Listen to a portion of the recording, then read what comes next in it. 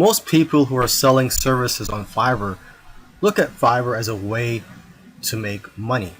Okay, but there are very few people who are using Fiverr for lead generation purposes.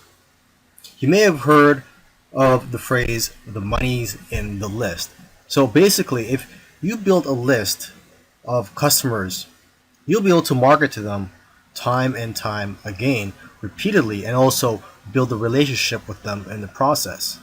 So one way you can look at Fiverr is like a tripwire. You basically sell a small service or product for $5, $6, or $7, and then you could always offer bigger services or even higher priced products later on. But get them to opt in to your list after they buy your product. Offer them a bonus.